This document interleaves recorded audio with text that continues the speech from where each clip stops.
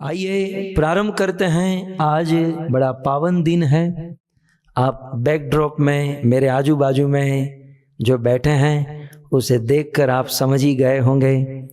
आज सनातन गोस्वामी का तिरुभाव दिन और वेदव्यास जी का जन्मदिन है।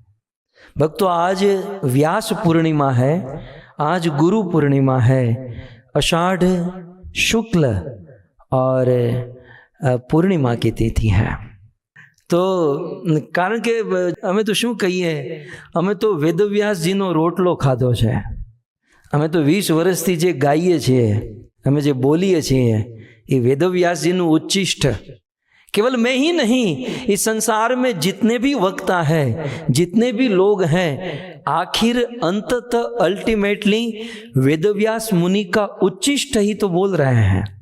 हमारे पास क्या है? हमारा अपना कुछ नहीं, हम वेदव्यास मुनि का उच्चिष्ट बोल रहे हैं। और इसीलिए वेदव्यास मुनि के लिए कहना होगा, नमस्तुते व्यास विशाल बुद्धे फुल्लारविंदा यत पत्र नेत्र येन त्वया भारत तैल पूर्ण प्रज्वलितो ज्ञानमय प्रदीप। अचतुर्थ वदनो ब्रह्मा आजी उर अपरो हरि अभाल लोचनो शंभु भगवान बादरायण। वेदव्यास जी के विषय में क्या क्या कहे? व्यासाय विष्णु रूपाय व्यास रूपाय विष्णवे नमो वे ब्रह्म हृदये वासिष्ठाय नमो नमः। भक्तों, वेदव्यास मुनि के विषय में कहा गया, नमस्तुते व्यास विशाल बुद्धे। ये व्यास कौन है? वेदव्यास मुनि कौन है? वेदव्यास जी के विषय में कहते हैं विशाल बुद्धि। हम लोगों की बुद्धि कितनी, हम लोगों की बुद्धि कहाँ तक पहुँचती है, लेकिन व्यास मुनि की विशाल बुद्धि। और क्यों न हो, जिन्होंने 4 वेद पुराण उपनिषद कितना कुछ लिखा, तो विशाल बुद्धि के रहे श्री वेदव्यास मुनि। और इतना ही नहीं, फुल्लार विंद यतपत्र नेत्र, जिनकी आंखें कमल की पंखड़ी के समान, और ये न त्वया भारत तेल पूर्ण, और जिस वेदव्यास मुनि ने इस धरती पर ज्ञान रूपी ज्योत जलाई, महाभारत जैसे ग्रंथ हैं, एक से एक वेद पुराण उपनिषद को देकर जिन्होंने ज्ञान की ज्योत, ऐसी ज्योत जलाई, युग युग बीत जाएंगे लेकिन वह ज्योत बुझ नहीं पाएगी। ऐसे व्यास जी को हम प्रणाम करते हैं। व्यास जी के विषय में कहते हैं, अचतुर्थ वदनो ब्रह्मा। यूं तो ब्रह्मा जी के 4 मुख है ना, परंतु व्यास जी के विषय में कहते हैं, व्यास जी कौन है? तो बिना 4 मुख के ब्रह्मा है। वेदव्यास जी बिना 4 मुख के ब्रह्मा, अर्थात एक मुख वाले ब्रह्मा। और भगवान विष्णु के 4 चतुर्भुजा, 4 हाथ हैं, तो ये 2 हाथ वाले विष्णु है। बिना 4 मुख के ब्रह्मा, बिना 4 हाथ के विष्णु, और अभाल लोचनो शंभु, और बिना तीसरे नेत्र के ये शिव है, भगवान बादरायण। ये है वेदव्यास मुनि। अर्थात व्यास मुनि ब्रह्मामय, विष्णुमय और शिवमय है। व्यास जी के विषय में लिखा है, व्यासाय विष्णु रूपाय। वेदव्यास जी विष्णु के स्वरूप है, और व्यास रूपाय विष्णवे, और विष्णु ही व्यास के रूप में प्रकट हुए हैं। नमो वे ब्रह्म हृदये, जो सबके हृदय में रहते हैं, वासिष्ठाय नमो नमः। ऐसे वेदव्यास मुनि को हम बारंबार प्रणाम करते हैं। सो भक्तों, जब भी हम भागवत प्रारंभ करते हैं, तब शिल प्रभुपाद जी ने जो परिपाटी बनाई, सबसे पहले वेदव्यास जी को प्रणाम। नारायणम नमस्कृत्य नरम चैव नरोत्तमम देवीम सरस्वती व्यासम। व्यास को प्रणाम करने के बाद कहते हैं ततो जयम उदीरयेत। सो वेदव्यास जी को प्रणाम करने के बाद ही भागवत के चंद शब्द, कुछ शब्द हम बोल सकते हैं। आत्मा की स्वतंत्रता तब तक नहीं मिलती जब तक हम किसी गुरु के शरण में नहीं जाएंगे। देश स्वतंत्र हुआ, लेकिन उस स्वतंत्र देश में रहने वाले लोग भी अनेकों प्रकार के बंधन में बंधे हुए हैं। यदि उन बंधनों से मुक्त होना चाहते हैं, काम क्रोध लोभ मोह मद माश्चर्य, ये मन बुद्धि अहंकार शरीर, ये 84 लाख के बंधन, जन्म मृत्यु जरा व्याधि के बंधन से यदि मुक्त होना चाहते हैं तो किसी गुरु का आश्रय करना होगा। और सभी गुरु के बाप, सभी गुरु के मुकुटमणि यदि कोई है तो वो है वेदव्यास जी। गुरु के गुरु, उनके गुरु, गुरु गुरु गुरु करते करते अल्टीमेटली तो इस दाढ़ी वाले के पास ही आना पड़ेगा। अल्टीमेटली तो वेदव्यास मुनि के पास ही आना पड़ेगा, क्योंकि यहीं से ये ज्ञान के जनरेटर हैं। दुनिया का जितना भी ज्ञान है, चाहे आध्यात्मिक चाहे भौतिक, ये सारा ज्ञान यहीं से प्रकट हुआ है।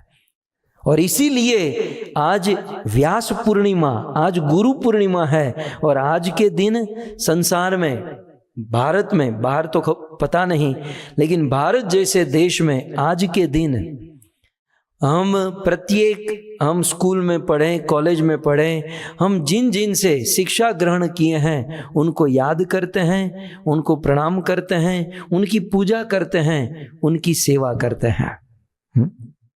आज गुरु पूर्णिमा के दिन, व्यास पूर्णिमा के दिन विशेष रूप से गुरु की पूजा और गुरु की सेवा करनी चाहिए। ये सिद्धांत है हमारे वेदों का, शास्त्र का।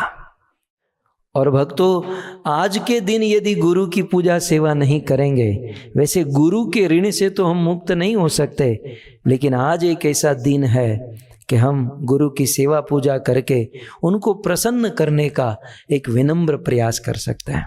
मैं ये कह रहा था कि आज दुनिया में सभी गुरुओं की पूजा होती है, आज दुनिया में सभी गुरुओं की सेवा पूजा होती है, लेकिन उन गुरुओं के भी गुरु यदि कोई है तो वो है वेदव्यास जी।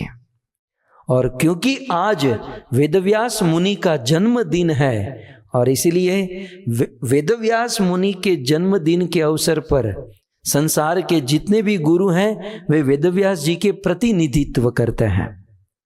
सारे गुरु वेदव्यास मुनि के रिप्रेजेंटेटिव है, वेदव्यास जी के प्रतिनिधि हैं। और इसलिए आज वेदव्यास मुनि के जन्मदिन के अवसर पर अन्य गुरुओं की पूजा की जाती है, क्योंकि वे गुरु वेदव्यास ऋषि को रिप्रेजेंट करते हैं। तो भक्तों, आज के इस पावन अवसर पर आषाढ़ शुक्ल पूर्णिमा के दिन वेदव्यास मुनि का आविर्भाव दिन हुआ था। अब भक्तों, वेदव्यास मुनि का जन्म पूर्णिमा के दिन हुआ, और मैं मेरी बात करूं, मेरा जन्म अमावस्या के दिन हुआ।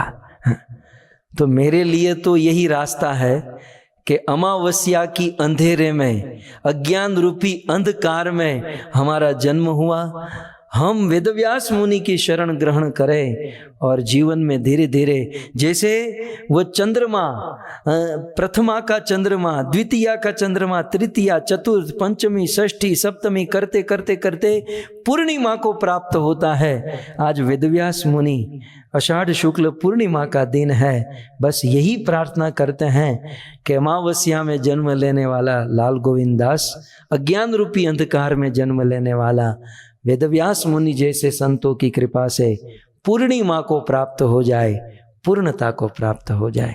मने जूनागढ़ याद आवे, मने मारो नरसिंह मेहता याद आवे। नरसिंह मेहता कहे, शुद्ध भक्ति वधे मारी पूर्णिमा जेवी। शुद्ध भक्ति वधे मारी हे पूर्णिमा जेवी। सहु संतो आशीष सदा दे जो येवी। हे वेदव्यास जी, सहु संतो आशीष सदा दे जो येवी। અને આંખ મારી ઉઘડે ત્યાં સીતારામ દેખું અને ધન્ય મારું જીવન कृपा एवी लेखूं। सो पूर्णिमा के दिन वेदव्यास मुनि का प्राकट्य बिल्कुल सटीक है भक्तों। वेदव्यास गुरुओं के भी गुरु तत्व, और गुरु सदैव पूर्ण होता है। हम लोग अपूर्ण हैं, मैं तो अमावस्या हूं, समझो जीरो, कुछ नहीं। आप तो फिर भी कुछ ना कुछ द्वितीया तृतीया चतुर्थी पंचमी होंगे, लेकिन हम तो बिल्कुल नहीं के बराबर। लेकिन हाँ, यदि किसी सदगुरु का सानिध्य मिल जाए, किसी गुरु का शरण मिल जाए, तो हम भी पूर्णिमा को, पूर्णता को प्राप्त हो सकते हैं, पूर्ण पुरुषोत्तम को प्राप्त हो सकते हैं। तो यह पावन दिन आषाढ़ शुक्ल पूर्णिमा के दिन श्री वेदव्यास मुनि का जन्म। आइए संक्षिप्त में उस घटना का हम स्मरण करें, किस सिचुएशन में, कहां पर वेदव्यास मुनि का जन्म हुआ। भक्तों, शास्त्र के पारदर्शी विद्वान, शास्त्रों के मूर्धन्य, बड़े बड़े लोगों के गुरु श्री पराशर ऋषि। पराशर ऋषि का हमारे वेदों में, इतिहास में अद्वितीय स्थान है। ऐसे पराशर ऋषि तीर्थाटन कर रहे थे, ये द्वापर युग की बात है। सो पराशर ऋषि तीर्थाटन कर रहे थे। तीर्थाटन करते करते करते वे ब्रज वृंदावन पहुंचे, यमुना के तट पर पहुंचे। और यमुना तट पर पराशर ऋषि ने देखा कि ऐसा काल, माने आषाढ़ शुक्ल पूर्णिमा, आज का दिन, उन्होंने देखा कि ऐसा समय, ऐसा काल आ चुका है कि इस समय यदि कोई संतान की प्राप्ति हो जाए तो આપણે ગુજરાતીમાં કે ई संतान भूखा काढ़ी नाखे, वो संतान दुनिया को हिला कर रख दे, दुनिया में क्रांति कर दे। इस नक्षत्र में, इस समय यदि कोई संतान की प्राप्ति हो जाए। पराशर ऋषि काम वासना से मोहित होकर नहीं, हमारी हम लोग तो काम वासना के कीड़े हैं। हम तो जब कथा सुनते तो बस वही फ्रीक्वेंसी पकड़ती है। पराशर ऋषि बिल्कुल शुद्ध सात्विक भाव में है, कोई काम वासना नहीं। हाँ, योग, नक्षत्र, वार, समय और स्थान, जब ये सारा योग मिला, पराशर जी को पता चला कि अभी यदि कोई संतान प्रकट हो जाए तो दुनिया को हिला दे, दुनिया में क्रांति कर दे। और उसी समय पराशर ऋषि की दृष्टि यमुना के तट पर बैठी हुई सत्यवती के ऊपर गई। सत्यवती, जिसका दूसरा नाम मत्स्यगंधा भी है। अब सत्यवती का भी इतिहास पुराणों में है। अपरिचर वसु नाम के एक राजा हुआ करते थे, और राजा का विवाह हुआ। राजा की पत्नी ने कहा कि मुझे संतान चाहिए। राजा ने कहा कि अभी पितृ तृप्ति के लिए मैं यज्ञ में जा रहा हूं, वन में जा रहा हूं, वापस लौटने के बाद मैं तुम्हें संतान प्रदान करूंगा। वे अपरिचर वसु राजा वन में गए, वन में जा रहे थे। समय ऐसा आया, उनका वीर्य स्खलित हुआ। उन्होंने वह वीर्य एक पर्णपुट में रखकर एक बाज पक्षी को दिया और कहा कि मेरी पत्नी को जाकर दे दो ताकि उनको संतान की प्राप्ति हो जाए। वह बाज आकाश में वह पर्णपुट लेकर जा रहा था, और रास्ते में दूसरा बाज टकराया और उनके मुख से वह पर्णपुट गिर गया और यमुना नदी में सीधे एक मछली के मुख में चला गया। तो जो राजा की शक्ति से उनकी पत्नी को संतान होने थे, वे संतान उस मछली को हो गए। धीरे धीरे समय काल बीता। एक मछुआरे ने उस यमुना में जाल फेंकी और जाल में बहुत बड़ी मछली फंसी। मछली लेकर घर पर आया, मन में बड़ा खुश था कि बहुत बड़ी मछली आई है। मछली को काट कर देखा तो उस मछली में से 2 मनुष्य संतान प्रकट हुए। मछली के गर्भ से 2 जुड़वा संतान, ट्विंस निकले। एक लड़का था, एक लड़की थी, एक बेटा था, एक कन्या थी। अब उस मछुआरे ने अपने राज्य में यह समाचार फैलाया कि मछली के पेट से मनुष्य की संतान। अपरिचर वसु को पता चल गया। अपरिचर वसु आए उस बेटे को, उस लड़के को लेकर चले गए, कन्या को वहीं पर छोड़ दिया। कारण यही था कि उस कन्या के शरीर से मछली की गंध आ रही थी। मछली की गंध आप लोगों को आइडिया नहीं है। हम मुंबई वालों को पूछो, मुंबई की लोकल ट्रेन में चढ़ते हैं तो बिल्कुल नरक का अनुभव होता है, क्योंकि बिल्कुल उसमें भी लगेज डिब्बे के बाजू में यदि आपका टर्न आया, आपको बैठना हुआ, तब तो बड़ी मुश्किल से मैं वहां से छूटा हूं। सो खैर, मछली की गंध।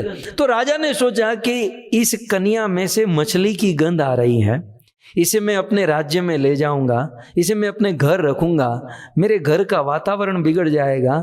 तो राजा को कन्या में कोई इंटरेस्ट नहीं था, इसलिए कन्या को वहीं पर छोड़ दिया, पुत्र को लेकर चला गया। अब ये कन्या, क्योंकि उनके शरीर से मछली की गंध आ रही थी, इसलिए उनका नाम हो गया मत्स्यगंधा।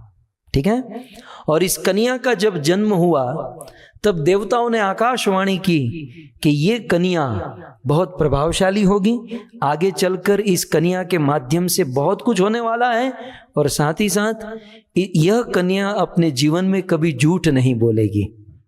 और इसलिए देवताओं ने उनका नाम रखा सत्यवती। सत्य भाषण करेगी, सत्य बोलेगी, झूठ नहीं बोलेगी, इसलिए कन्या का नाम रखा गया सत्यवती। तो इस प्रकार सत्यवती और मत्स्यगंधा नाम हुआ। अब ये सत्यवती, मत्स्यगंधा, उनके पिताजी बूढ़े हो गए और पिताजी को हेल्प करने के लिए वे पिताजी का काम करती थी। वे यमुना के तट पर बैठकर नौका चलाती थी, यात्रियों को यमुना पार कराती थी, और उससे जो भी पैसे मिलते अपने पिताजी को सपोर्ट करती थी। तो इसीलिए ये सत्यवती कहो या मत्स्यगंधा कहो, यमुना के तट पर बैठी हैं नौका लेकर।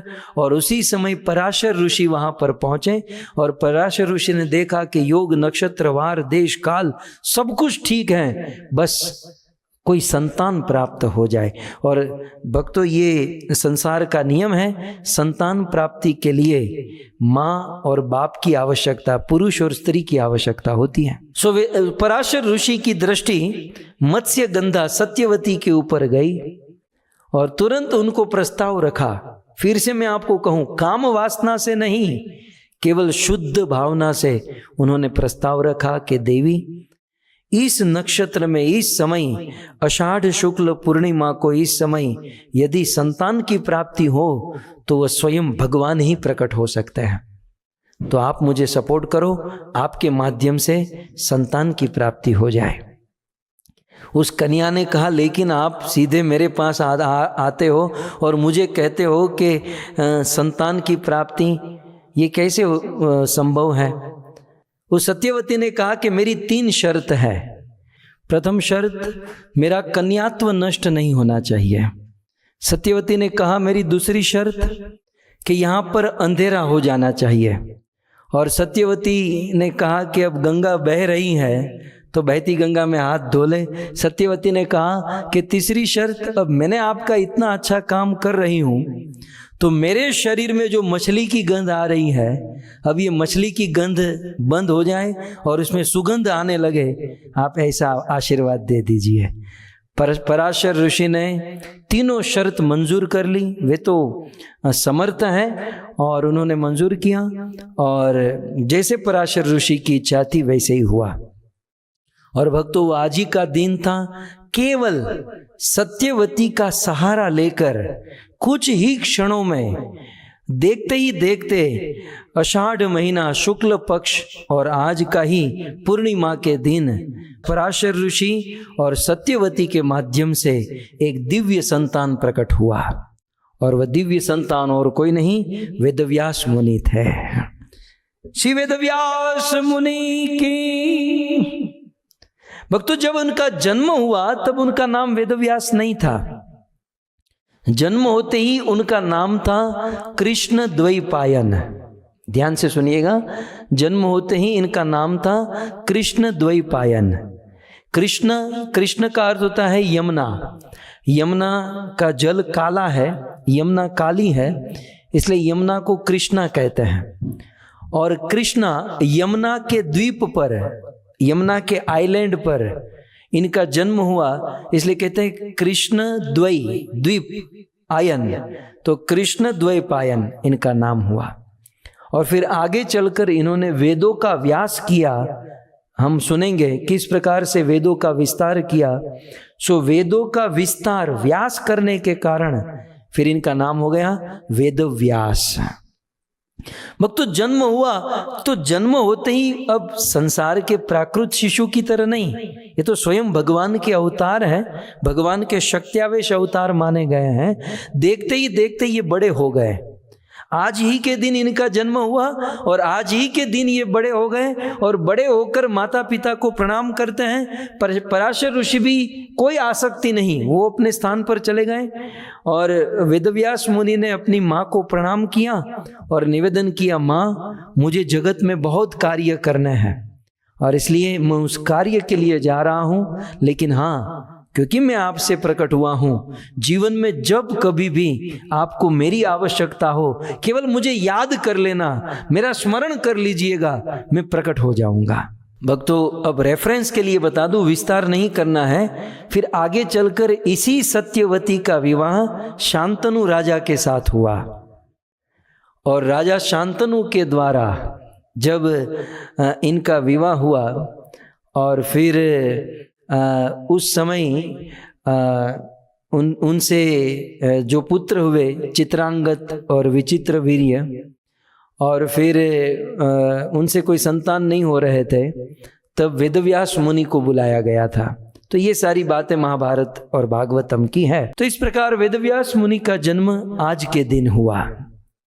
भक्तों, वेदव्यास मुनि ने संसार के जीवों का कल्याण करने के लिए बहुत कुछ किया।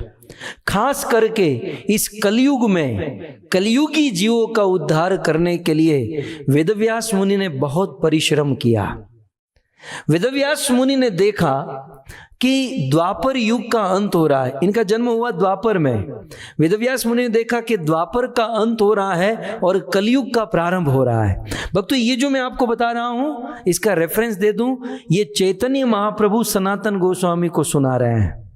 वाराणसी में ये गंगा के तट पर चैतन्य महाप्रभु सनातन गोस्वामी से कहते हैं ये बात कि द्वापर का अंत, और द्वापर के अंत में वेदव्यास मुनि सोचते हैं कि द्वापर युग तो ठीक था, कि द्वापर युग में लोगों की स्मृति शक्ति, ज्ञान शक्ति, विद्या शक्ति विपुल मात्रा में थी, लेकिन कलयुग में लोगों की ज्ञान शक्ति, स्मरण शक्ति नहीं रहेगी।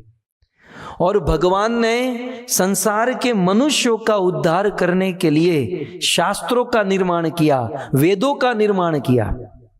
द्वापर युग तक कोई शिष्य, चाहे राजा हो वो भी गुरुकुल में जाता, ब्राह्मण, क्षत्रिय, शूद्र सब लोग गुरुकुल जाते और गुरु के सानिध्य में रहकर वेदों को पढ़ते।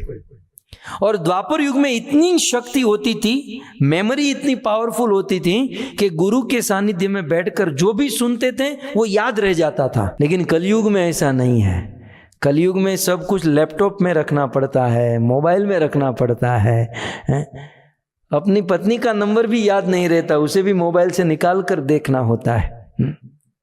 जैसे जैसे कलयुग बढ़ रहा है हम लोग अनुभव कर रहे हैं। एक जमाना ऐसा था कि हमको मेमोरी में कितने सारे मोबाइल नंबर याद रहते थे, मतलब फोन नंबर याद रहते थे, लेकिन जब ये मोबाइल आ गया तो सारे फोन नंबर भूल गए हैं। तो जैसे जैसे कलयुग बढ़ रहा है, समय बीत रहा है, वैसे वैसे हमारी मेमोरी, हमारी स्मृति शक्ति खत्म हो रही है, स्मृति शक्ति नष्ट हो रही है। सो वेदव्यास मुनि ने सोचा कि जीवों का कल्याण करने के लिए भगवान ने वेद प्रदान किए हैं और बिना वेद के जीवों का उद्धार हो नहीं सकता। और वेद जो है वो स्मृति में है। जैसे भगवत गीता में कहते हैं ना कृष्ण, इमं विवस्वते योगम प्रोक्तावान अहम ययम विवस्वान मनवे प्राहो मनु इक्ष्वा कवे ब्रवीत एवं परंपरा प्राप्तम इमं राजर्षयो विदु। राजा और ऋषियों की परंपरा में एक के बाद एक के बाद दूसरा, दूसरे के बाद तीसरा, ऐसे परंपरा में वेदों का ज्ञान प्राप्त हो रहा था। और जो शिष्य गुरु के पास जाता, सुन लेता, याद हो जाता। वेदव्यास जी ने सोचा कलयुग में ऐसा नहीं होगा। कलयुग में गुरु के पास जाएगा, गुरु बेचारे 1 बार 3 बार 10 बार पढ़ाएंगे फिर भी याद नहीं होगा। मुझे आज मेरे गुरु याद आ रहे हैं, आज गुरु पूर्णिमा है, मुझे आज भी याद आ रहा है। मैं 9th क्लास में था, हमारे मैथ्स के हमारे प्रोफेसर हुआ करते थे। एक तो स्कूल से तो ठीक से हम पढ़ते नहीं थे, फिर उनका ट्यूशन में जाते थे, वो हमारा ट्यूशन लेते थे और वे इतनी मेहनत करते थे हम पर, इतनी मेहनत करते थे। ये फॉर्मूला ये 1.5-2 घंटा सिखाते थे, फिर हमको पूछते थे बोलो अब आप ये करो, तो हमसे नहीं हो पाता था। तो वो बेचारे प्रोफेसर रोने लगते थे, अपना चश्मा निकाल कर हाथों में रुमाल लेकर अपनी आंखें अपने आंसू पोंछने लगते थे। ये हालत है कलयुग के जीवों की। आप तो फिर भी अच्छे पढ़े लिखे होंगे, लेकिन कलयुग के जीवों की ये हालत है। इसलिए भागवत में लिखा प्रायण अल्प आयुष्य सभ्य कलोस्मिन युगे जना मंद सुमंद मतय मंद भाग्य उपद्रुता।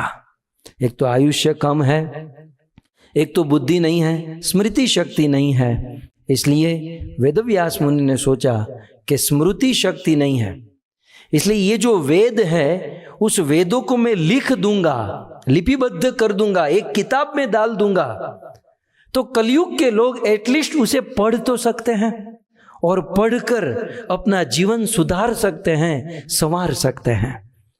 तो द्वापर युग तक जो वेद मात्र स्मृति में हुआ करते थे, सैटेलाइट में हुआ करते थे, वह वेद वेदव्यास मुनि ने पत्तों के ऊपर लिख दिया। वह वेद वेदव्यास मुनि ने संकलित किया और लिखना प्रारंभ किया। इसलिए वेदव्यास जी का फोटो देखिए, वो लिख रहे हैं।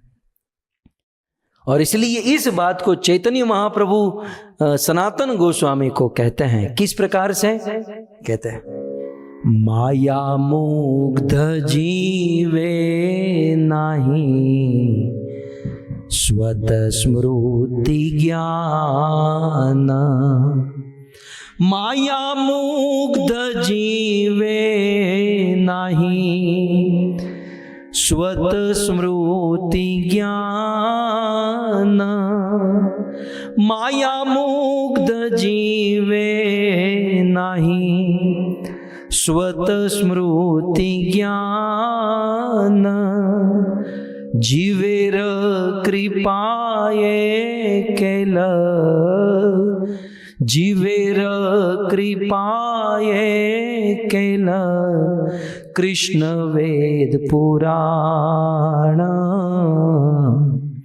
माया मुग्ध जीवे नाही स्वत स्मृति ज्ञान। चैतन्य महाप्रभु कहते हैं सनातन माया मुग्ध जीव, माया में फंसे हुए जीव को स्वतः ये स्मृति, ये ज्ञान प्राप्त नहीं हो सकता। और इसीलिए जीवेर कृपाए कैल, संसार के मनुष्य, कलयुग के मनुष्यों के ऊपर कृपा करके भगवान श्री कृष्ण ने वेदव्यास मुनि का अवतार धारण किया और वेद और शास्त्रों को लिपिबद्ध किया। वेद और शास्त्रों को उन्होंने लिखा। सबसे पहले एक वेद था स्मृति में, वेदव्यास मुनि ने उसका विस्तार करते हुए एक वेद को 4 वेदों में विभाजित किया, ऋग्वेद, सामवेद, अथर्ववेद और यजुर्वेद। वेदों के ब्रह्मण्यक, हिरण्यक, उपनिषद, संविद अनेकों प्रकार के हिस्से हैं, उनमें अनेकों ऋचाएं हैं। ये सारा संकलन वेदव्यास मुनि ने किया। फिर भी वेदव्यास मुनि को लगा कि इतना काफी नहीं है, संसार के जीव इन वेदों को ठीक से पढ़ नहीं पाएंगे। अतः स्त्री शूद्र द्विज बंधु नाम त्रैन श्रुति गोचर, वेदों के ऊपर स्त्री शूद्र और द्विज बंधुओं का अधिकार नहीं है। इसलिए 1 लाख श्लोक रचित महाभारत की रचना की। फिर भी व्यास मुनि का मन नहीं भरा, बोले ये भी ठीक नहीं, और लिखना होगा। तब वेद व्यास मुनि ने 108 उपनिषद का निर्माण किया। कठ उपनिषद, केन उपनिषद, ईश उपनिषद, श्वेताश्वर उपनिषद, कली संतरण, अनेकों 108 उपनिषद वेद व्यास मुनि ने लिखा। कितना लिखा भक्तों, इन उपनिषदों में, वेदों में एक श्लोक को समझने में पूरा जीवन बीत जाता है। समझने में, लिखने की बात तो दूर रही, लेकिन व्यास मुनि ने मनुष्यों का कल्याण करने की कितनी करुणा है, कितनी भावना है, लिखते गए। फिर भी उनका मन नहीं भरा। तब व्यास मुनि पुराणों की रचना करने लगे। श्री वेद व्यास मुनि ने मार्कंड पुराण, ब्रह्म पुराण, ब्रह्मांड पुराण, वामन पुराण, लिंग पुराण, मत्स्य पुराण, भविष्य, अग्नि, नरसिंह, गरुड़, विष्णु, वायु, वराह, नारद, पद्म, स्कंद, इस प्रकार से अनेकों पुराणों की रचना करने लगे। बहुत सुंदर लीला भागवत में वर्णन है कि नारद मुनि आए और नारद मुनि ने कहा, व्यास मुनि आपने बहुत कुछ लिखा, लेकिन अब समय आ चुका है, भागवत की रचना करो।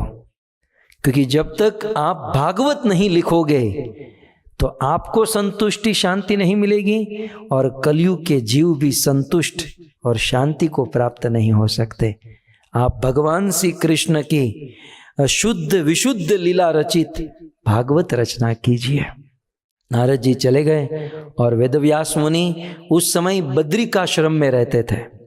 4 धाम है ना, केदारनाथ, यमुनोत्री, गंगोत्री और बद्रीनाथ। वेदव्यास मुनि बद्रीनाथ धाम में रहते थे। सूत जी कहते हैं, ब्रह्म नद्याम सरस्वत्याम आश्रमे पश्चिमे तटे शम्याप्राश इति प्रोक्तम ऋषिणाम सत्रवर्धना। बद्रीनाथ धाम में सरस्वती नदी बहती है। तो सरस्वती नदी, जिसे ब्रह्म नदी कहते हैं, उस ब्रह्म नदी के पश्चिम तट पर वेदव्यास मुनि का आश्रम है। उस आश्रम का नाम है शम्याप्राश। और वहां पर सत्रवर्धन, सत्र होते रहते हैं, अनेकों शिष्य आते हैं, ज्ञान ग्रहण करते रहते हैं। और बदर के वृक्ष के नीचे वेदव्यास मुनि केवल बेर खाकर तपस्वी जीवन बिता रहे हैं। लेकिन जब नारद मुनि ने कहा भागवत की रचना करो, वेदव्यास मुनि ने सभी शिष्यों को छुट्टी दे दी। वृंदावन से ये आवाज आई, गुरुदेव ने कहा कि कभी कभी शिष्य भी गुरुजनों के लिए अशांति का कारण बन जाते हैं। इसलिए गुरु लोग भी कभी कभी शिष्यों से छुट्टी ले लेते हैं। वेदव्यास जी ने यही किया। अपने सारे शिष्यों को कह दिया होगा कि ये 50 श्लोक याद करके आना। अब 50 श्लोक याद करने में कुछ दिन तो लगेगा। सारे शिष्यों को छुट्टी दे दी और एकांत में वेदव्यास मुनि बैठ गए। और एकांत में बैठकर देखिए, बहुत बड़ी क्रांति होने जा रही है। श्रीमद् भागवत के प्रथम स्कंद के 7वें अध्याय में लिखा है। तो श्रीमद् भागवत की ये कथा है कि सारे शिष्यों को छुट्टी दे दी और वेदव्यास मुनि बैठे हैं और कहते हैं, तस्मिन् स्व आश्रमे व्यासो बद्री षंड मंडिते आसीनो उपस्पृश्य प्रणिदध्यो मनो स्वयं। श्री वेदव्यास मुनि इन सबको छुट्टी देकर भागीरथी गंगा में स्नान करके, ब्रह्म मुहूर्त का समय था, और एक आसन बिछाकर आचमन करके पूर्ण शुद्ध होकर बैठ गए। और बैठकर अब सारे शिष्यों को छुट्टी, घर पर कोई नहीं, अकेले बैठे, और वेदव्यास मुनि ने अपनी दोनों आंखें बंद कर ली। जैसे ही आंखें बंद की, भक्तों, वेदव्यास मुनि को समाधि लग गई। दुनिया में हजारों लोग समाधि लगाना चाहते हैं, सिर नीचे, पांव ऊपर, कपालभाति, भस्त्रिका, अनुलोम विलोम, न जाने बेचारे क्या क्या करते हैं, लेकिन फिर भी समाधि का स नहीं होता। परंतु वेदव्यास मुनि को चुटकी में समाधि लग गई। पूछा ऋषियों ने कि इस समाधि का कारण क्या है? तब सूत जी कहते हैं, भक्ति योगेन मनसी। भक्ति योग के द्वारा, प्रेम योग के द्वारा, भक्ति के द्वारा वेदव्यास मुनि का मन कंट्रोल हो गया। सिद्धांत बहुत बड़ा है, लेकिन मैं इनमें नहीं जाना चाहूंगा। मन बड़ा चंचल है, मन एकाग्र नहीं हो पा रहा है, लेकिन भक्ति करेंगे तुरंत मन कंट्रोल हो जाएगा। सो कहते हैं भक्ति योगेन मनसी सम्यक प्रणिहिते मले। भक्ति योग के द्वारा सभी वस्तुओं से मन हटा लिया और वेदव्यास जी का मन कॉन्सेंट्रेट हो गया। और अपश्यत पुरुषम पूर्णम, और वेदव्यास मुनि को समाधि लग गई और समाधि में उन्होंने क्या देखा? ब्रह्म ज्योति नहीं, ब्रह्म ज्योति तो बहु नानी पड़े जगदीश भाई, आ ज्योति फोती में भक्तों न फंसाए। वेदव्यास मुनि को सीधे बांसुरी बजाने वाले कृष्ण दिखाई दिए हैं। वेणुम कवणंतम अरविंद दलायताक्षम बरहावतम सम असितम बुद्ध सुंदरागम कंदर्प कोटि कमनीय विशेष शोभम गोविंद मादि पुरुषम तम हम भजामी। क्योंकि भक्ति योग के द्वारा समाधि लगी और समाधि में सूर्य जी कहते हैं अपश्यत पुरुषम पूर्णम, पूर्ण पुरुष भगवान कृष्ण को देखा। और एक बात याद रखिएगा, जीव गोस्वामी क्रम संदर्भ में यहां पर नोट करते हैं कि पूर्ण पुरुष का अर्थ होता है राधा के साथ कृष्ण का दर्शन किया। क्योंकि भक्तों राधा के बिना हमारा श्याम बिल्कुल आधा है, 50% है। राधा नहीं तो कृष्ण पूर्ण नहीं माना जाएगा। कई बार कुछ लोग केवल कृष्ण को भजते हैं, कृष्ण प्राप्त नहीं हो पाएंगे। कृष्ण को यदि जल्दी आपको प्राप्त करना चाहते हैं तो राधा के साथ उनका भजन कीजिए, क्योंकि सीधे कृष्ण के पास बहुत कठिन है। राधा के माध्यम से यदि हम कृष्ण के पास जाएंगे तो बहुत जल्द कृष्ण मिलेंगे, क्योंकि राधा रानी बड़ी कृपालु है, बड़ी दयालु है। राधा के विषय में कहते हैं जैसे गंगा और जमुना की धारा बहती भूमि पर, जैसे गंगा और जमुना की धारा बहती भूमि पर, ऐसे ही बहती है ममता, ऐसे ही बहती है ममता, राधा रानी आपकी। इसलिए सारी दुनिया है दीवानी, राधा रानी आपकी। सारी दुनिया है दीवानी, राधा रानी आपकी। कौन है जिस पर नहीं है मेहरबानी आपकी। सो अपश्यत पुरुषम पूर्णम। वेदव्यास जी समाधि में बैठे और राधा के साथ कृष्ण का दर्शन किया, क्योंकि राधा के बिना कृष्ण पूर्ण नहीं माने जाते। सो अपश्यत पुरुषम पूर्णम। और राधा कृष्ण का दर्शन करने के बाद वही व्यास मुनि समाधि में बैठे हैं और समाधि में बैठकर माया का दर्शन किया। कौन सी माया? जो माया हमें रात दिन तड़पा तड़पा कर मारती है भक्तों। उस माया के विषय में सूत जी वहां लिखते हैं, यया सम्मोहितो जीव आत्मानम त्रिगुणात्मकम परोपि मनुते नरतम तत्कृतम चाभिपद्यते। बिल्कुल पटक पटक कर मारती है माया। इतना तड़पाती है, इतना तड़पाती है, आदमी फ्रस्ट्रेट हो जाता है, सोचता है सुसाइड करूं, तब तक कुछ खिलौना दे देती हैं, जॉब सैलरी बढ़ा देती हैं, ट्रम्प का पैकेज भेज देती हैं, तब तक थोड़ा सा आनंद आ जाता है, तब तक फिर से कोरोना बढ़ जाता है, फिर से। ये माया तड़पा तड़पा कर मारती है। कबू स्वर्ग उठाए कबू नरक डुबाए, लेकिन राज दंड ये नदी ते छुबाए। जैसे पहले के राजा किसी अपराधी को दंड देने के लिए बीच नदी में लेकर जाते, गला पकड़कर पानी में डुबाते, वो छटपटाने लगता, हाथ पांव हिलाता, और जब अंतिम सांस बचती तब उसे बाहर निकालते और चैन की सांस लेता। बस माया यही कर रही है कि रात दिन हमको दंड दे रही है, दुख दे रही है, और कुछ देर के लिए दुख देना बंद कर देती हैं तो उसी को हम सुख मान बैठते हैं।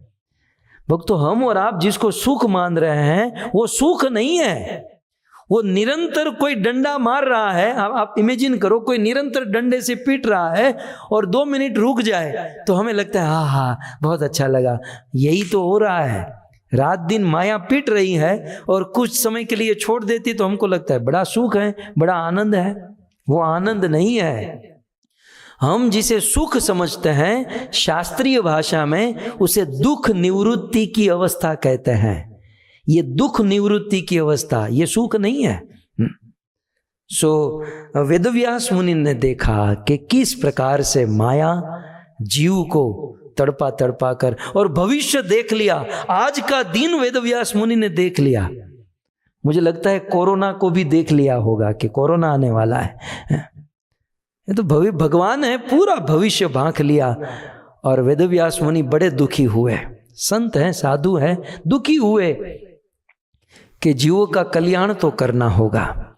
उसी समाधि में बैठे हुए वेदव्यास मुनि ने संसार का जीव जो माया में फंसा हुआ है, उस माया से कैसे मुक्त किया जाए उसका उपाय ढूंढ लिया। समाधि में बैठकर लोगों को माया से मुक्त कराने का उपाय ढूंढ लिया। वो उपाय क्या था? अनर्थ उपशमम साक्षात।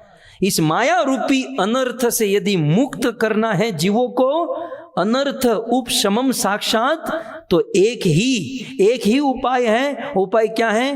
भक्ति योग अधोक्षजः। अनर्थ उपशमम साक्षात भक्ति योग अधोक्षज। जब तक साक्षात अधोक्षज माने यहां पर अवतार की बात नहीं है, अवतारी स्वयं भगवान कृष्ण, स्वयं भगवान अधोक्षज कृष्ण की भक्ति जब तक कोई जीव नहीं करेगा तब तक माया से मुक्त नहीं होगा, दुखों से मुक्त नहीं होगा। तब वेदव्यास मुनि ने सोचा, समाधि में बैठकर उपाय मिल गया कि लोग भक्ति नहीं करेंगे तब तक माया से मुक्त नहीं होंगे। लेकिन भक्ति का प्रथम स्टेप है श्रवणम, सुनना, कथा सुनना। और इसीलिए लोकस्य जानतो विद्वान, लोगों का उद्धार करने के लिए, ब्रह्मांड को तारने के लिए वेदव्यास मुनि समाधि में बैठकर चक्रे सात्वत संहिताम पुराण तिलक श्रीमद् भागवत की रचना करना प्रारंभ कर दी है। बोले भक्ति यदि करनी है तो भागवत सुनना होगा। इसलिए समाधि में बैठकर वेदव्यास जी भागवत लिखने लगे। वेदव्यास जी के द्वारा जितने भी ग्रंथ लिखे गए समाधि में नहीं लिखे गए, लेकिन भागवत ऐसा ग्रंथ व्यास मुनि समाधि में लिखने लगे। आप कहोगे समाधि में बंदा लिखेगा कैसे? वेदव्यास जी लिख नहीं रहे थे, समाधि में बोल रहे थे और बाजू में गणेश जी बैठे थे, वो गणेश जी लिख रहे थे, वो नोट करते जा रहे थे। झांझावात तूफान की तरह वेदव्यास मुनि वो श्लोक बोलते गए और गणेश जी उसे लिखते गए और लिखते भक्तों 12 स्कंद, 335 अध्याय, 16,195 अनुष्टुप और दीर्घ और शार्दुल विक्रीड छंद और 200 अर्ध श्लोक, 335 इति श्रीमद् भागवते और 1217 उवाच। इस प्रकार कुल मिलाकर 18,000 श्लोक वेदव्यास मुनि के मुख से उच्चारित हो गए। और वेदव्यास मुनि ने श्रीमद् भागवत को समाधि में बैठकर श्रीमद् भागवत के सारे श्लोक बोले और गणेश जी ने उसे लिख दिए। सो कुल मिलाकर 5,96,000 शब्द वेदव्यास मुनि की समाधि से उनके मुख से निकले और लिपिबद्ध किए गए। और वो ग्रंथ और कोई नहीं, वह ग्रंथ श्रीमद् भागवतम है। सो ग्रंथराज श्रीमद् भागवतम महापुराण की पूरे मानव समाज के लिए सबसे बड़ी गिफ्ट, सबसे बड़ी देन यदि कोई हुई तो वह है वेदव्यास मुनि के द्वारा श्रीमद् भागवतम। और उस पर मोहर लगाते हुए, स्टैंप लगाते हुए सूत जी ने ऐलान किया कि यस्याम वे श्रूयमाणा नाम, इस संसार का कोई भी आदमी, कैसा भी आदमी इस भागवत को सुनेगा तो यस्याम वे श्रूयमाणा नाम कृष्ण परम पुरुषे, इस भागवत को सुनेगा तो परम पुरुष भगवान श्री कृष्ण की वो भक्ति करेगा। अर्थात भागवत सुनने के बाद नहीं, भागवत जो सुन रहा है वो कृष्ण की भक्ति कर रहा है। सो भक्ति उत्पद्यते पुंसाम, और यदि कोई भागवत को निरंतर सुनता रहा, ये भक्ति निरंतर करता रहा, तो शोक मोह भयापहा, वह शोक मोह और भय से मुक्त हो जाएगा। सो भक्तों, इस प्रकार श्री वेदव्यास मुनि ने 4 वेद, 108 उपनिषद, महाभारत, वेदांत सूत्र और फिर अंत में श्रीमद् भागवत की रचना की। तो आज ऐसे वेदव्यास मुनि का जन्मदिन है, आज व्यास पूर्णिमा है, और हमने तो व्यास की रोटियां खाई हैं भक्तों, हम तो व्यास की कृपा से जीवित हैं, व्यास का उच्चिष्ट ही तो हम ग्रहण कर रहे हैं। सो ऐसे व्यास मुनि का जन्मदिन, और इसीलिए कहा गया नमोस्तुते व्यास विशाल बुद्धे। शास्त्र को कभी आप देखिए, पढ़िए, विचार कीजिए, क्या बुद्धि लगाई होगी, क्या उनकी चेतना रही होगी, क्या किस ऊंची अवस्था में बैठकर इन श्लोकों को लिखा होगा। और यदि कोई व्यक्ति भागवत, गीता, इन शास्त्रों को, इन वेदों को पढ़ता है, समझता है, जीवन में उतारता है, तो इसी जीवन में जीते जी वो सुखी हो जाता है, और मरने के बाद भगवान के धाम वैकुंठ या गोलोक वृंदावन को प्राप्त कर लेता है। सो भक्तों, ऐसे वेदव्यास मुनि का आज जन्मदिन है। अब काम की बात करने जा रहा हूं, कान खोलकर ध्यान से सुनिएगा। यूं तो हमारे देश में ऐसी कहावत है, और वेद और शास्त्र का श्लोक भी है। प्रसिद्ध श्लोक आप सब लोग जानते हैं, वसुदेव सुतं देवं कंस चाणूरमर्दनम देवकी परमानंदम कृष्णम वंदे जगद्गुरु, कृष्णम वंदे जगद्गुरु। बचपन से हम लोग ये श्लोक सुनते आए हैं, और ये हमारे शास्त्रों का श्लोक है। सो शास्त्र में क्या लिखा? वसुदेव सुतम देवम, जो वसुदेव का पुत्र है, और कंस चाणूर मर्दनम, और जिसने कंस चाणूर मुष्टि का मर्दन किया, मारा है, और देवकी परमानंदम, और देवकी को आनंद जो देने वाला है, ऐसे भगवान कृष्ण ही जगत गुरु है। तो भक्तों, यदि आपको पूछा जाए तो सीधी बात है, जगत गुरु कौन है?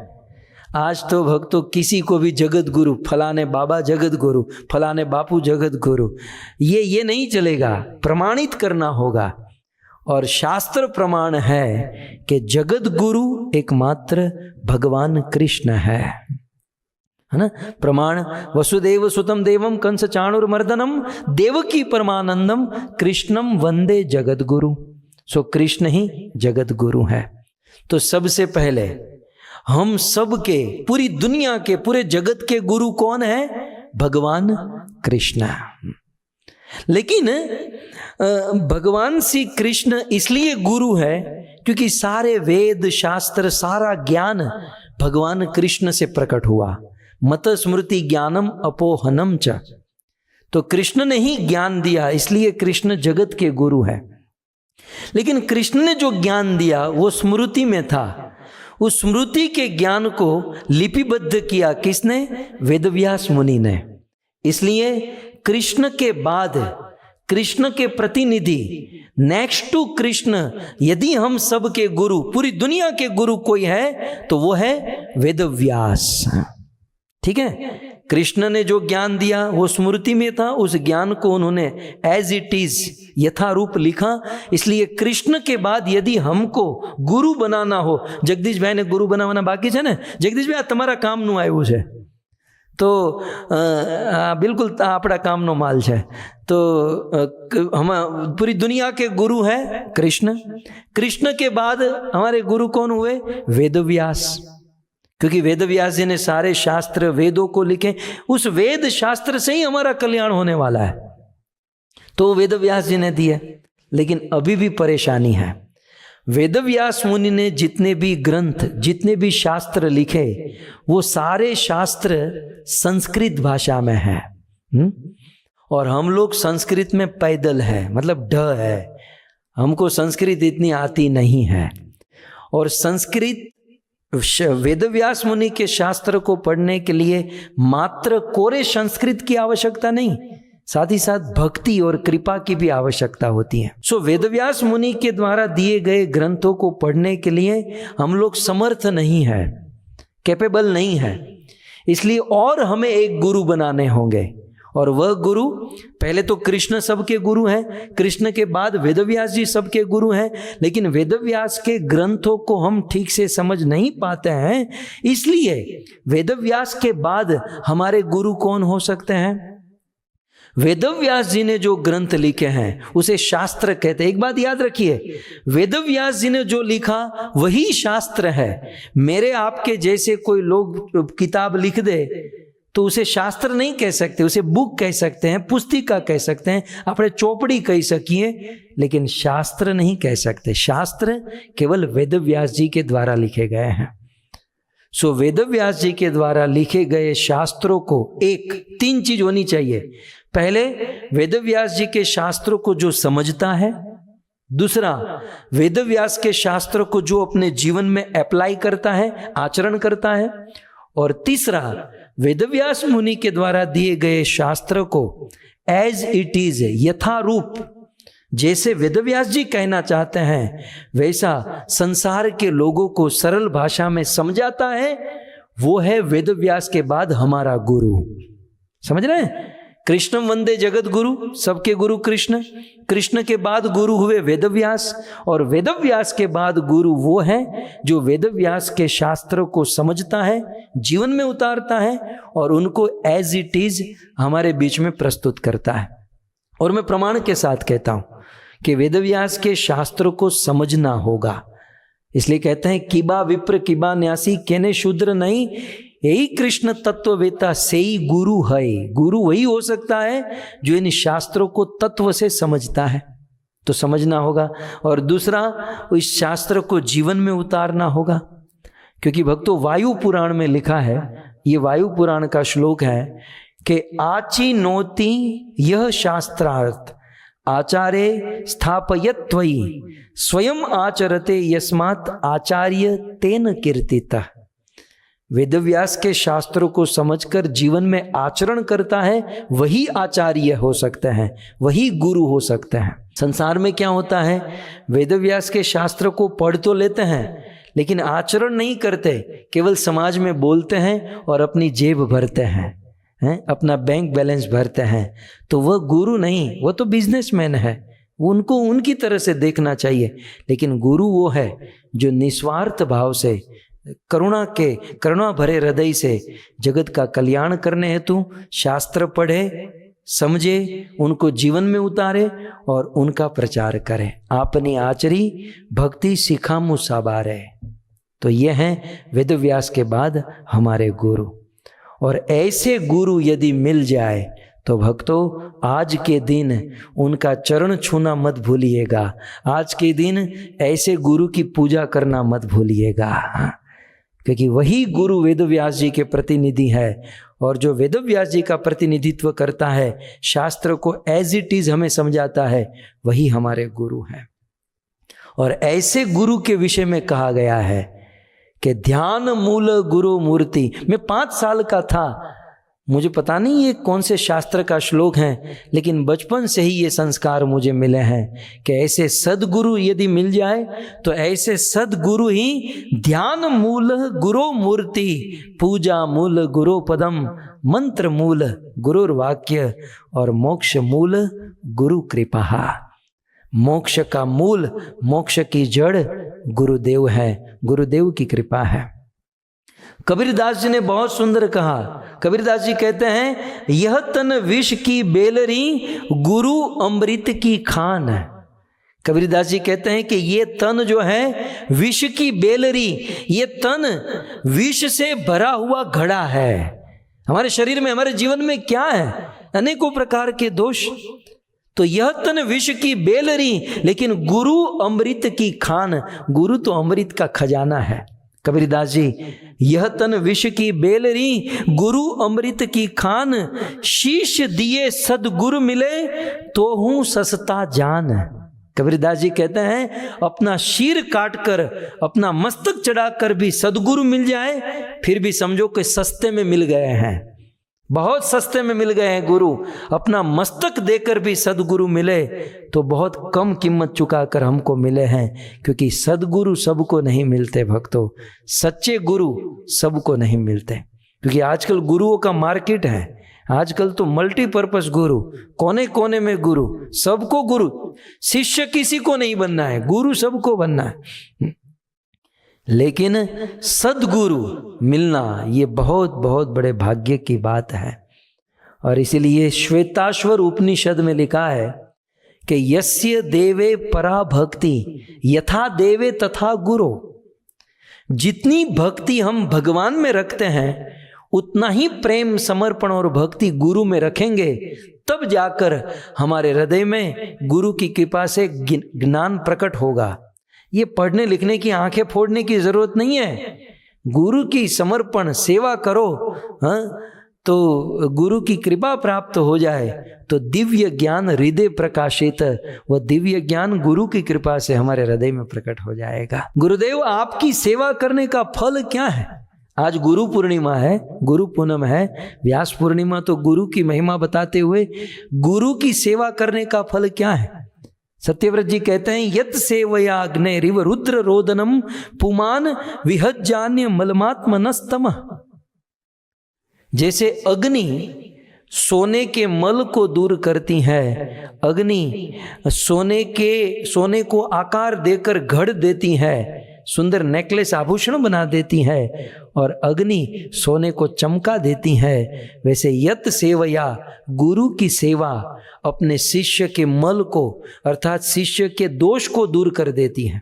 गुरु की सेवा शिष्य को घड़ देती है, बिल्कुल अलंकार आभूषण की तरह बना देती है कि भगवान के चरणों में वह चढ़ जाता है। और गुरु की सेवा शिष्य को चमका देती है, पूरी दुनिया में चमका देती है गुरु सेवा। और इसलिए नयत प्रसादात युत भाग लेश मनियेच देव गुरुवो जना स्वयं। भक्तों पूरी दुनिया मिलकर, कितना गिनाऊं, माता पिता भाई बंधु चाचा चाची, पूरी दुनिया पूरा समाज मिलकर जितनी हेल्प, जितना सपोर्ट, जितना कृपा कर सकता है, गुरु जितनी कृपा कर सकते हैं उससे 10,000वां भाग भी पूरी दुनिया मिलकर हमको कृपा नहीं कर सकती, हमको सपोर्ट नहीं कर सकती। गुरु की ये महिमा है। और इसलिए श्रीमद् भागवत के 11वें स्कंद में कहा गया नैवो पयंत पतिचिम कवयस्त वेश ब्रह्मायुषापि कृत मध्व मुदः स्मरंत। कहते हैं कि ब्रह्मा जितनी उम्र यदि हमें मिल जाए ना, इम्पॉसिबल है। ब्रह्मा बहुत जीता है, ये इंद्रधूम्न की कथा, ये जगन्नाथ जी की कथा में हम सुनेंगे। ब्रह्मा की आयु बहुत लंबी है, लेकिन ब्रह्मा की आयुष्य मिल जाए फिर भी गुरु के ऋण से हम मुक्त नहीं हो सकते। गुरु ने जो हमें दिया है, जो आत्मा का कल्याण किया है, ब्रह्मा की आयु प्राप्त करके भी हम नहीं प्राप्त कर सकते। भक्तों गुरु का स्वरूप समझिए। हमारे गौड़ीय ग्रंथों में चैतन्य महाप्रभु ने, कविराज महानुभाव ने गुरु के स्वरूप को बताते हुए कहा कि गुरु कृष्ण रूप है न शास्त्रेर प्रमाणे, गुरु रूप कृष्ण कृपा करे न भक्त गणे। भगवान कृष्ण को जब किसी पर कृपा करने की इच्छा होती है तो स्वयं कृष्ण नहीं आते, वह किसी गुरु के रूप में कृपा करते हैं। तो समझो कोई सदगुरु मिला, सदगुरु का सानिध्य मिला, वो और कुछ नहीं, वह कृष्ण की कृपा है। और इसलिए कहते हैं कि यद्यपि आमार गुरु चैतन्य दास तथापि जानिए आमी ताहार प्रकाश। मेरे गुरु तो बड़े हम्बल है, नम्र है। गुरु अपने आप को दास मानते हैं, लेकिन कविराज गोस्वामी कहते हैं वो भले अपने आप को दास समझे, वो अपनी दुनिया में, वो अपने भाव में मस्त हैं, लेकिन मेरे लिए तो मेरे गुरु भगवान से कम नहीं है। वो भगवान का प्रकाश, मेरे लिए गुरु भगवान का स्वरूप है। और स्वयं भगवान ने भागवत में कहा कि आचार्य माम विजानियात न अवमनि हेत करही चित। कृष्ण कहते हैं जो आचार्य हैं, जो गुरु हैं, उसे मेरा स्वरूप समझो, ये स्वयं भगवान कहते हैं। और न मर्त्य बुद्धे, गुरु में कभी मर्त्य बुद्धि, शारीरिक शरीर बुद्धि न रखो। यदि ऐसा करोगे तो, क्योंकि गुरु जो है सर्वदेवमय गुरु, गुरु सर्वदेवमय है। और भक्तों, अब जब गुरु की बात आई है तो हमें यह समझ लेना चाहिए कि गुरु की 4 वृत्ति होती हैं, गुरु के 4 कार्य होते हैं। एक होता है पथ प्रदर्शक गुरु, जो मार्गदर्शन करते हैं। जीवन में उलझे हुए थे, अनेकों प्रकार के पापों में सुलझे हुए थे, और उस समय किसी गुरु ने मार्गदर्शन कर दिया, मार्ग दिखा दिया, इसे कहते हैं मार्गदर्शक गुरु। फिर एक होते हैं दीक्षा गुरु, जो दीक्षा देते हैं, जो भगवान से चली आई परंपरा में हमें जोड़ देते हैं, भगवान से हमारा संबंध करा देते हैं। फिर एक होते हैं शास्त्रीय गुरु, जो हमें शास्त्र का ज्ञान देते हैं। और एक वृत्ति होती है शिक्षा गुरु, समय समय पर जैसे माँ अपने बेटे को बिठाकर शिक्षा देती हैं, वैसे शिक्षा देते हैं। ये 4 वृत्ति प्रत्येक गुरु में होनी चाहिए, या हम यदि गुरु किसी को बनाते हैं, ये गुरु में 4 वृत्ति होनी चाहिए। यदि एक गुरु में ये चारों चीज नहीं है तो 2 गुरु सपोर्ट लेना चाहिए। यदि 2 गुरु से मिलकर भी ये 4 वृत्ति नहीं होती तो 3 गुरु, 4 गुरु, इस प्रकार से जब ये चारों वृत्ति मिलती है तब 100% गुरु बनते हैं। शिल प्रभुपाद के बाद ये चारों चीज किसी एक में होना ये बहुत मुश्किल है। इसलिए हमें बुद्धिमान होना होगा और हमें ये चारों वृत्ति के लिए गुरु धारण करना होगा। कई बार कुछ लोग हमने दीक्षा गुरु बना लिए, अब बेचारे दीक्षा गुरु साल में एक बार मिलते हैं तो साल भर बस पाप करो, साल भर विषय भोग में पड़े रहो, और एक बार दीक्षा गुरु आते हैं, प्रणाम, थोड़ी बहुत सेवा, फोटो खिंचा लेते हैं और हो गई सेवा। नहीं, यदि दीक्षा गुरु ने हमें भगवान से संबंध कराया तो शास्त्र का नॉलेज देने वाला कोई गुरु चाहिए। यदि दीक्षा गुरु समय समय पर आपका कांटेक्ट नहीं हो सकता है तो शिक्षा गुरु चाहिए। दीक्षा गुरु की बड़ी महिमा है, होनी चाहिए, लेकिन केवल यह सोच लेना कि दीक्षा गुरु से मेरा काम हो जाएगा तो यह नहीं है। हाँ, वे दीक्षा गुरु शिक्षा भी देते हैं, वे शास्त्र का नॉलेज देते हैं और पूरे हम आश्रित हैं, नो प्रॉब्लम। तो एक ही गुरु में सारी वृत्ति है, लेकिन यदि एक गुरु में नहीं है तो ये डिफरेंट गुरु से हमको लेना होगा, बुद्धिमान बनना होगा और कलयुग में आगे बढ़ना होगा। और चैतन्य चरितामृत प्रमाण के साथ कहता हूं भक्तों, चैतन्य चरितामृत में लिखा है, शिक्षा गुरु तो जानी कृष्णेर स्वरूप। शिक्षा गुरु जो है वो कृष्ण का स्वरूप है, क्योंकि अंतर्यामी भक्त श्रेष्ठ एई दुई रूप।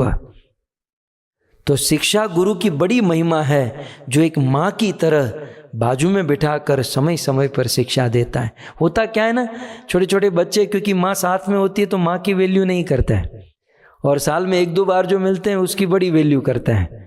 लेकिन शास्त्र का ये सिद्धांत समझना चाहिए कि गुरु किस प्रकार के होते हैं और किस प्रकार से उनको रिस्पेक्ट देना चाहिए। तो इस प्रकार से गुरु की महिमा और गुरु के प्रति हमारे क्या कर्तव्य होने चाहिए। भक्तों, सबसे पहले गुरु के प्रति हमारी अहेतु की श्रद्धा होनी चाहिए। यदि हमें ऐसे गुरु मिल जाए जो भगवान के नाम रूप लीला में डूबे हुए हैं, जो बिल्कुल भगवत सेवा भगवत भक्ति में सराबोर हैं, ऐसे सदगुरु यदि हमें मिल जाए, कई ऐसे लोग हैं जिनको ऐसे सदगुरु मिल गए हैं, तो ऐसे सदगुरु मिलने पर सबसे पहला शिष्य का कर्तव्य क्या है? आज गुरु पूर्णिमा इसलिए सुन लीजिए, शिष्य का सबसे पहला कर्तव्य उस सदगुरु के प्रति अहेतु की श्रद्धा होनी चाहिए, अटूट श्रद्धा। फिर दूसरा, उस गुरु के प्रति शरणागति होनी चाहिए, पूर्ण शरणागति और सेवा की भावना। ऐसा कहा गया, गुरु ऐसा चाहिए शिष्य सो कछु नहीं ले। गुरु ऐसा चाहिए जो शिष्य से नहीं कछु ले, जो शिष्य से कुछ न ले। और शिष्य को ऐसा चाहिए जो गुरु को सर्वस्व दे। शिष्य को ऐसा चाहिए जो गुरु को अपना सब कुछ दे दे, क्योंकि दीक्षा काले शिष्य करे आत्मसमर्पण, वो अपना सब कुछ दे रहा है। तो शरणागति होनी चाहिए, कर्तव्य। तीसरा कर्तव्य, गुरु के भजन, और गुरु ने जो निर्देश किया है उस प्रकार से भजन और साधन करते रहना चाहिए। और तीसरा, गुरु जिस भाव में है उस भाव में हमें डूबे रहना चाहिए। जिस आस्वादन को गुरु करते हैं वही आस्वादन का भाग लेना चाहिए। इसलिए कहते हैं, चैतन्य लीलामृत पूर, कृष्ण लीला सुकपूर, दुहे मिले हय सुमाधुर्य। लेकिन साधु गुरु प्रसादे, ताहा है ही आस्वादे। गुरु की कृपा से ही भगवत रस, भगवत प्रेम सेवा भक्ति का हम आस्वादन कर सकते हैं। तो ये हुआ गुरु के प्रति कर्तव्य। और गुरु के प्रति भूल से भी अपराध नहीं होना चाहिए। ये अपराध 3 है गुरु के प्रति जो हम अपराध कर बैठते हैं, जो थोड़ी बहुत कृपा शिक्षा आशीर्वाद वो भी 0 हो जाता है। सो गुरु के प्रति अपराध, सबसे पहले गुरु को सामान्य मनुष्य नहीं मानना चाहिए।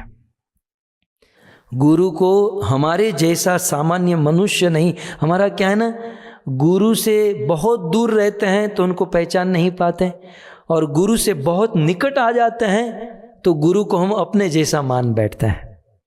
गुरु कौन है? गुरु एक तत्व है भक्तों। और गुरु को सदैव क्या समझना चाहिए? हमारे जो गुरु हैं वो भगवान की नित्य लीला के नित्य परिकर है, और हमारे गुरु हमारा उद्धार करने के लिए स्वयं भगवान श्री कृष्ण की कृपा का रूप गुरु के रूप में प्रकट हुआ है। और ऐसे गुरु के चरणों में सानिध्य में हमें रहना है, नहीं कि गुरु को अपने जैसा मानकर, अपने जैसा समझकर उनका अपराध करते रहे। दूसरा, गुरु के स्वरूप में दोष नहीं देखना चाहिए, हैं, गुरु के शरीर में कोई दोष नहीं देखना चाहिए। और तीसरा, गुरु के आज्ञा की कभी अवज्ञा नहीं करनी चाहिए। तो इस प्रकार से गुरु के आज्ञा की अवज्ञा न करें। तो ये गुरु पूर्णिमा के दिन ये छोटी सी सलाह कि कभी भी गुरु के प्रति हम अपराध न करें। भक्तों, श्रीमद् भागवत में गुरु के प्रति क्या आवश्यकता, गुरु की क्या आवश्यकता, गुरु की क्या योग्यता, शिष्य की क्या योग्यता, और गुरु को की शरण लेने के बाद हमें क्या करना चाहिए, भागवत के एक प्रसंग में बड़े विस्तार से ये बताया गया है। हालांकि हमारे पास समय का अभाव है, लेकिन क्योंकि आज गुरु पूर्णिमा है इसलिए आप लोग मुझे रोकिएगा मत, आप सुन लीजिए। श्रीमद् भागवत में ऐसा वर्णन है, कृष्ण नित्य दास जीव, ताहा भूली गेला। कृष्ण नित्य दास जीव, ताहा भूली गेला। सेई दोषे माया तार, गलाय बांधीला। ताते कृष्ण भजे करे, गुरुर सेवन। शब्द के ऊपर गौर फरमाइएगा। ताते कृष्ण भजे करे, गुरुर सेवन। माया जाल छूटे पाय, कृष्णेर चरण। तातो माया जाल छूटे पाय, कृष्णेर चरण। चैतन्य महाप्रभु सनातन गोस्वामी को कहते हैं कि सनातन, ये जीव जो है कृष्ण का नित्य दास है, और कृष्ण नित्य दास जीव ताहा भूली गए। और करुणा इस बात की है, दुख इस बात का है कि संसार का जीव ये भूल गया है। इतने बड़े बाप का बेटा है, स्वयं भगवान कृष्ण का अंश, ममे वांशे जीव लोके, जीव भूत सनातन। लेकिन दुख इस बात का, करुणा इस बात की कि जीव भूल चुका है कि मैं भगवान का अंश हूं। आज किसी को पूछे आप कौन, मैं फलाने का पति हूं, फलाने की पत्नी हूं, इस ऑफिस का मालिक, ये फलाना ढिमका। अपना वास्तविक पहचान है, अपनी वास्तविक आइडेंटिफिकेशन जो है, ये बंदा भूल गया है। और इसीलिए सही दोषे माया तार गलाय बांधिल, कृष्ण के साथ अपना संबंध भूल जाने के कारण माया जो है गले से पकड़, कृष्णनी साथे संबंध भूला कि माया गला थी उपाड़े और गला से दबाना शुरू करती है। किसी का ज्यादा दबा देती, किसी का कम दबाती है, लेकिन सबका गला दबाती है।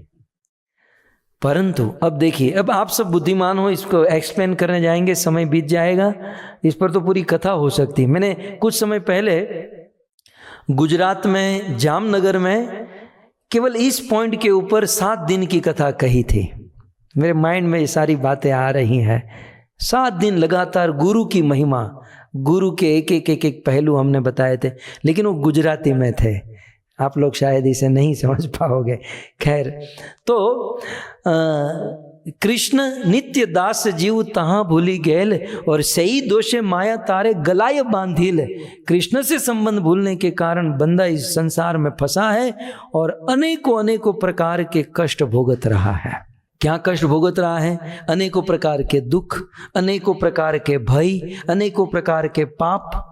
लेकिन ऐसी अवस्था में यदि वह व्यक्ति गुरु की शरण ग्रहण कर ले, हैं, ताते कृष्ण भजे करे हे गुरु सेवन।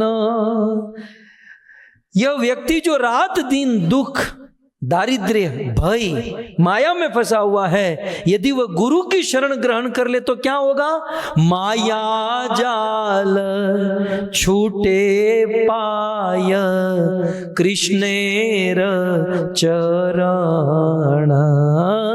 माया जाल छूटे पाय कृष्णेर चरण। भक्तों, कई बार कुछ लोग सोचते हैं कि गुरु बनाएंगे तो हमारी स्वतंत्रता चली जाएगी, गुरु हमको कंट्रोल करेंगे।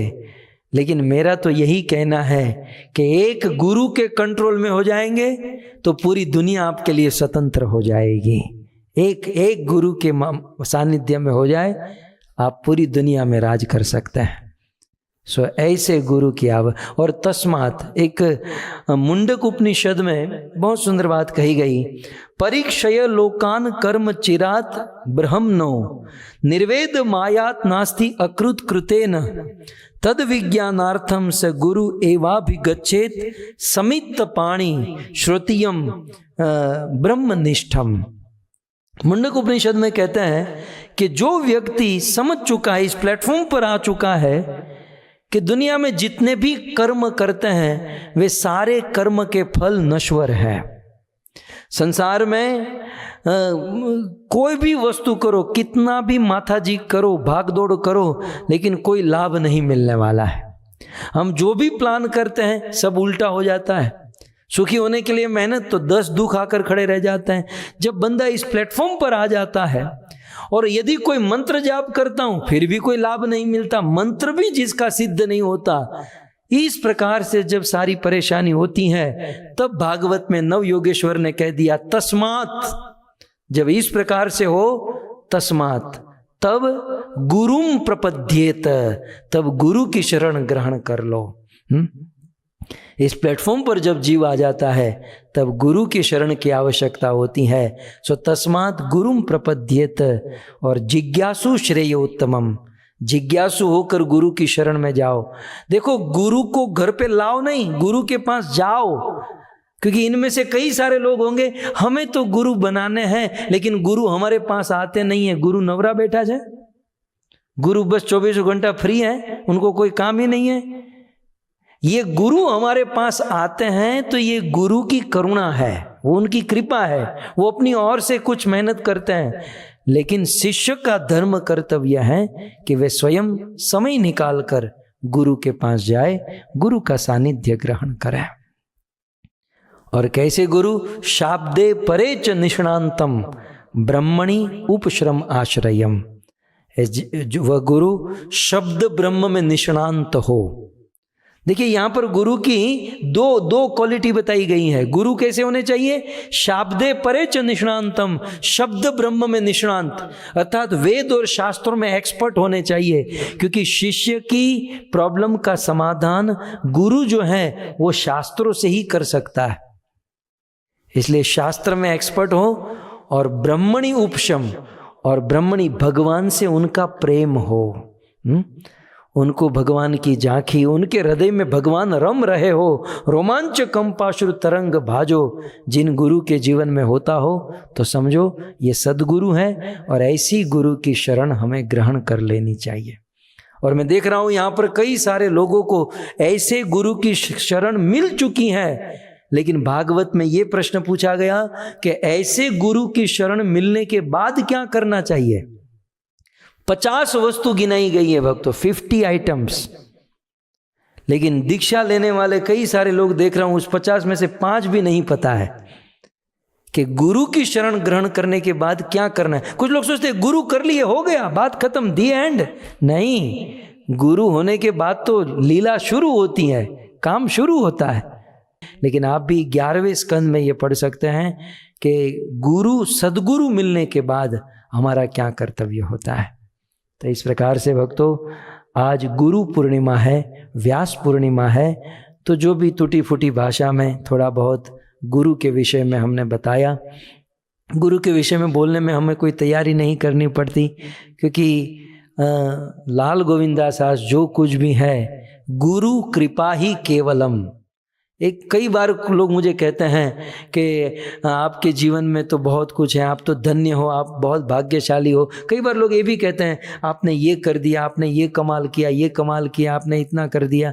मैं इतना ही कहता हूँ कि मेरे जीवन में एक ही चीज़ सबसे बढ़िया है कि राधा गोविंद गोस्वामी महाराज ने मुझे स्वीकार किया है, दैट्स ऑल। ये एक कार्य बढ़िया हुआ है कि गुरुदेव ने पात्र अपात्र समझकर स्वीकार किया, और मुझे गुरु के प्रति दृढ़ आस्था और श्रद्धा है, और मैं गुरु सेवी, गुरु श्रद्धा आदमी हूँ, और सदैव गुरु कृपा से ही जो कार्य होते हैं ऐसा हमारा विश्वास है। भक्तों, साथ ही साथ बता दूं कि ऐसे ही एक गुरु हमारे परंपरा में हुए जिनका नाम है सनातन गोस्वामी। और उस सनातन गोस्वामी के विषय में चैतन्य महाप्रभु ने मोहर लगाई। ये जो भी गुरु की बातें हुई सनातन गोस्वामी के जीवन में, सनातन गोस्वामी के विषय में चैतन्य महाप्रभु कहते हैं, आपने आचरे केह ना करे प्रचार, और प्रचार करे न केह ना करे आचार। चैतन्य महाप्रभु रथ यात्रा में, ये रथ यात्रा की कथा है, जगन्नाथपुरी में रथ यात्रा हो रही थी, और सनातन गोस्वामी को ऐसा हुआ नम्रता के वश, हम्बलता के कारण कि मेरा जीवन कुछ काम का नहीं है, इस रथ के नीचे यदि मैं आ जाऊं मैं मर जाऊं, क्योंकि मैं किसी को काम में नहीं आता हूं, ऐसी भावना हुई। महाप्रभु ने उनको रोक लिया और कहा कि सनातन, इस दुनिया में कुछ लोग ऐसे होते हैं जो आचरण करते हैं लेकिन प्रचार नहीं करते, और कुछ लोग ऐसा होते हैं जो प्रचार करते हैं लेकिन आचरण नहीं करते। परंतु सनातन आचार प्रचार नामेर करह दुही कार्य, तुमी सर्व गुरु तुमी जग तेर आर्य। चैतन्य महाप्रभु सनातन गोस्वामी से कहते हैं कि आप ही जगत के गुरु हो, और आप ही वास्तव में आर्य हो, आप ही वास्तव में ब्राह्मण हो। तो ऐसे हमारे ब्रह्म मध्व गौड़ीय धारा में, हमारी परंपरा में षड गोस्वामी हुए हैं। रूप गोस्वामी के बड़े भाई श्री सनातन गोस्वामी, जिनका आविर्भाव 1545 में, आज से 500 सवा 500 वर्ष पूर्व 1545 में आविर्भाव हुआ, और आज ही के दिन, आज पूर्ण शुक्ल पूर्णिमा के ही दिन 1615 में सनातन गोस्वामी ने अपने देह को त्यागा। सनातन गोस्वामी में के विषय में भी बहुत सारी बातें हैं। इनका नाम, ये दक्षिण भारत के सारस्वत ब्राह्मण हुआ करते थे, इनका नाम था अमर। और भक्तों, राजा हुसैन शाह के वहाँ वे नौकरी करने लगे, तब उनका नाम हो गया साकर मल्लिक। वैसे भगवान की नित्य लीला में ये रति मंजरी है, या किसी अन्य ग्रंथ में इसे राग मंजरी भी कहा जाता है। तो भगवान की लीला के नित्य पार्षद ही सनातन गोस्वामी के रूप में, या कुछ लोग लवंग मंजरी भी कहते हैं। तो जो भी हैं, भगवान की लीला के ये पार्षद हैं जो इस धरती पर आए और आकर उन्होंने, ऐसा वर्णन है कि रूप गोस्वामी जब संन्यास लेकर चले गए तो सनातन गोस्वामी भी विह्वल हो गए। राजा हुसैन शाह के वहाँ मंत्री थे, मंत्री पद छोड़कर घर पर बैठ गए, लॉकडाउन हो गए। राजा ने खबर भिजवाई, क्या हुआ? बोले मैं बीमार हूँ, कोरोना वायरस हो गया है। अब राजा को भाव आया, इतना अच्छा आदमी हमारा मंत्री, इनको कोरोना हो गया। तो राजा ने एक बहुत बड़े वैद्य को भेजा जिसका नाम था मुकुंद वैद्य को भेजा, जाओ और सनातन को ठीक करो, क्योंकि उसके कारण ही हमारा राज्य चल रहा है। मुकुंद वैद्य गए तो जाकर देखा, और देखकर राजा के पास आए, बोले आपके सनातन को कोई प्रॉब्लम नहीं है। तो बोले हो क्या रहा है? बोले वो कुछ ब्राह्मणों को साथ में लेकर बीमारी का बहाना करके अपने घर पर भागवत पढ़ रहा है। भक्तों, बीमारी का बहाना करके भागवत पढ़ रहे हैं, और हम लोग बीमारी का बहाना करके भागवत से निकल लेते हैं, पतली गली पकड़ लेते हैं। तो यहाँ पर भागवत पढ़ रहे थे, भागवत में मन लगा। राजा ने कहा आपको मंत्री पद स्वीकार करना होगा। बोले नहीं करूंगा तो मैं आपको कारागार में बंद कर दूंगा। जेल में, कारागार में सनातन गोस्वामी को बंद कर दिया। भक्तों के ऊपर क्या नहीं बीतती है। राजा युद्ध करने के लिए गया, और उसी समय उस कारागार में एक क्या कहेंगे उसको, कारागार की जो रखवाली करता है उसका नाम था शेख हबू। शेख हबू को सनातन गोस्वामी ने कहा कि भाई मुझे छोड़ देना यार, मेरे पास कुछ पैसे हैं, मैं तुझे दे दूंगा, मुझे भजन करना है। शेख हबू ने कहा कि भाई राजा आएंगे मुझे मार देंगे। बोले उनको कहना कि सनातन गोस्वामी अपनी नित्य क्रिया करने गए और फिर वापस ही नहीं लौटे। तो इस प्रकार से सनातन गोस्वामी कुछ पैसे देकर वहाँ से निकल गए और सीधे गए वृंदावन चैतन्य महाप्रभु नहीं मिले, फिर गए वाराणसी, चैतन्य महाप्रभु के साथ मिलन हुआ। बहुत सारी कथाएं हैं, सनातन गोस्वामी की बहुत सारी लीलाएं हैं। सनातन गोस्वामी के सेवित विग्रह राधा मदन मोहन जी है जो जयपुर में थे, फिर करौली में चले गए। तो इस प्रकार से सनातन गोस्वामी के विषय में सबसे महत्वपूर्ण बात, वे वृंदावन में रहते थे और रोज वृंदावन से चलकर गोवर्धन जाते थे, चलकर, और गोवर्धन जाकर फिर चलकर गोवर्धन की परिक्रमा करते, फिर चलकर वृंदावन आते। हम तो गोवर्धन परिक्रमा करने के लिए वृंदावन से ऑटो रिक्शा में बैठकर जाते हैं, फिर वहाँ से भी साइकिल में बैठकर परिक्रमा करते हैं, लेकिन वृंदावन से चलकर गोवर्धन परिक्रमा करके चलकर आते हैं और रोज 1000 वैष्णव को प्रणाम करते। फिर बूढ़े हो गए। एक दिन भगवान प्रकट हुए कि बस सनातन, बस अब बहुत हुआ, अब ये सब करने की जरूरत नहीं है।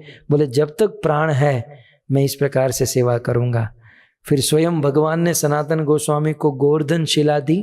बोले आप बूढ़े हो गए हो, वृंदावन में रहिए, ये गोवर्धन शिला देता हूँ, इसकी 4 परिक्रमा करोगे, मैं पूरे गोवर्धन की परिक्रमा का फल आपने गोवर्धन परिक्रमा की मैं स्वीकार कर लूँगा।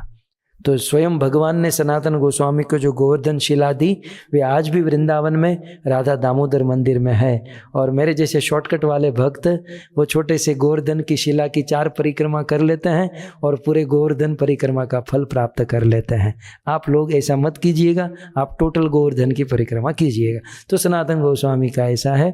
और इस प्रकार से सनातन गोस्वामी ने जब अपने प्राण को त्यागा, ऐसा वर्णन है, ब्रज में रहने वाले सभी ब्रजवासियों ने मुंडन किया। भक्तों, धीरा धीरे जन प्रिय प्रिय करो, इतने प्रिय थे, लाडले थे ब्रज के लोगों के सारे ब्रजवासियों ने मुंडन किया। इसलिए आज के दिन को गुरु पूर्णिमा कहते हैं ना, लेकिन हमारे ब्रज में आज के दिन को मुंडन पूर्णिमा भी कहते हैं। आज मुंडन पूर्णिमा, और आज के दिन पूरे ब्रजवासी गोवर्धन की परिक्रमा करते हैं सनातन गोस्वामी को याद करके। तो आज वेदव्यास मुनि का जन्मदिन, सनातन गोस्वामी का तिरोभाव, व्यास पूर्णिमा, गुरु पूर्णिमा आज थी, पावन पवित्र दिन जिसकी महिमा मैंने आपको संक्षिप्त में बताई।